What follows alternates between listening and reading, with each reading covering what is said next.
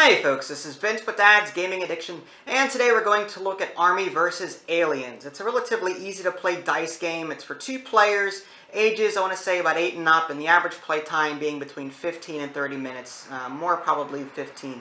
So, one player is going to be the Army, one player is going to be the Aliens. Each one has special abilities, and the goal here is going to be trying to wipe each other out. So let's take a brief look at what this particular game has to offer.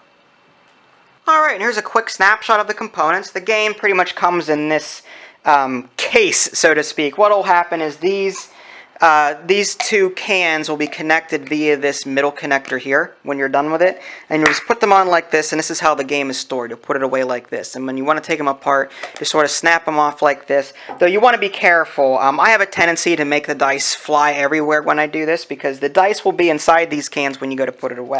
So, yeah, just watch for that. Now, you've got 9 dice per side, 9 green, 9 blue. The aliens are green, and the army is blue. And likewise, the faces or the art on these dice are different depending on what faction you pick.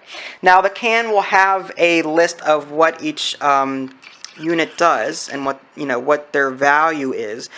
For example, this is the blue army side. You've got a trooper, you've got an artillery, you've got a tank, an airplane, a general, and a nuke. Whereas the aliens here, hopefully you guys can see that, you've got an invader, death ray, lander, saucer, overlord, and mothership. And they pretty much have the same values, 1, 2, 3, 4, 5, 6. Same thing over here. To set up the game, each player will roll each of their dice. Again, each player has 9 dice, so they're going to go ahead and roll them and then organize them by type. And then they're just going to go ahead and put them into their combat zone. Now, it's kind of hard to show you this without actually drawing on the tablecloth, which I don't want to do.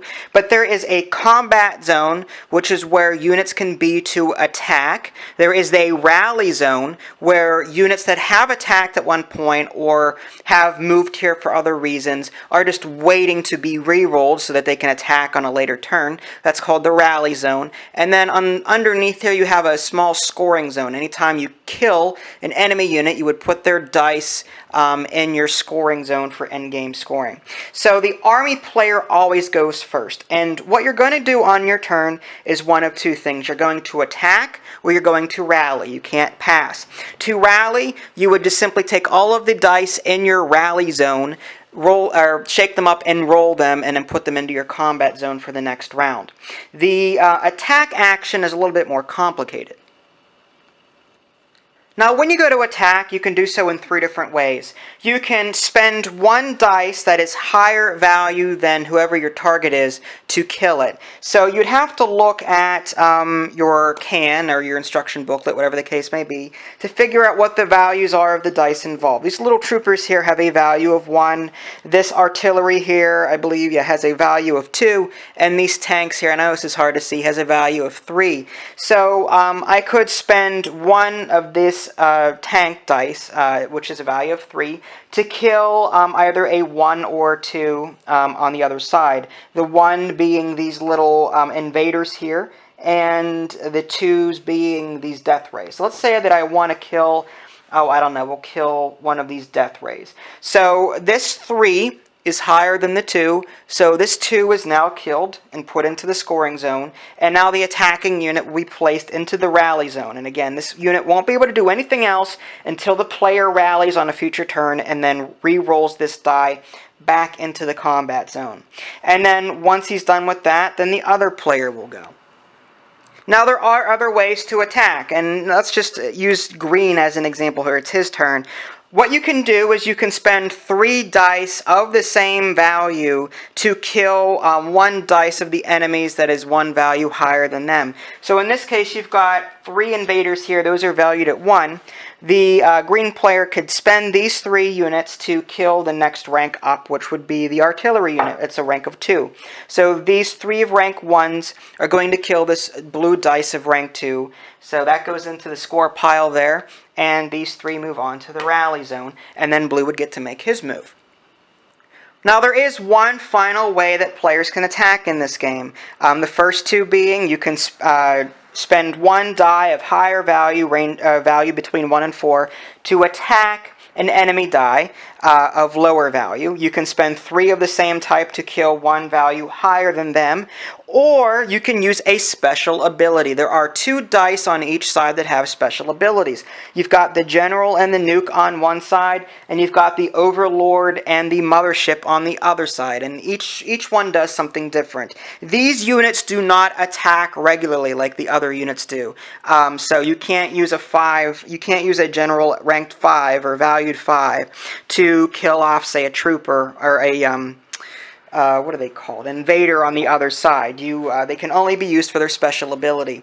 Now, it's also worth noting, and this is something I missed in the opening tutorial, you can only have 1 general on, or 1 overlord or 1 general on each side. So what you have to do is anytime you roll more than 1 general or more than 1 overlord, you have to automatically move them over to the rally zone. So I missed that in the opening play, but I caught it here.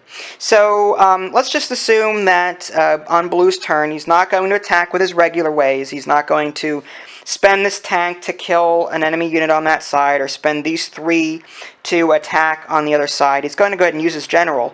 And the General special ability, it can promote units of the same type to the next one up. So all of these troopers, for example, could become the next rank up, which is an artillery.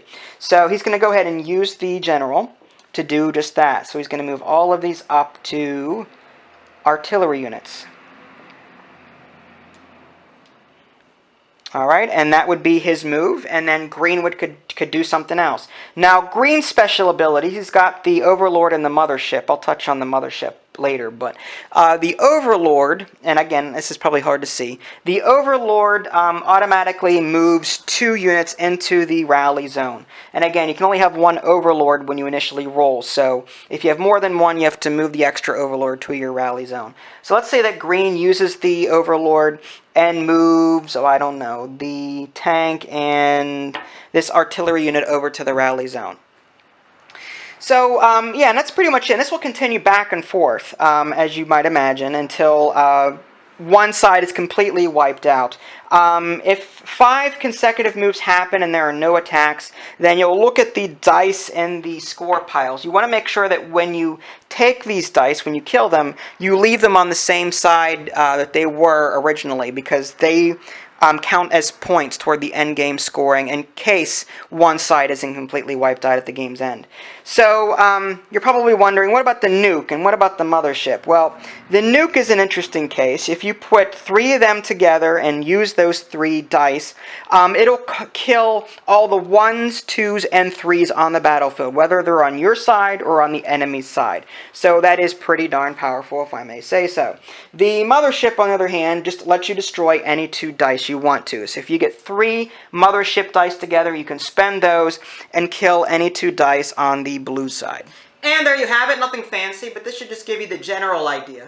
You can check out my review of the game at www.dadsgamingaddiction.com, where you can click on the links in the below description. That'll take you there as well. This is Vince, thanks for watching, and I'll catch you next time.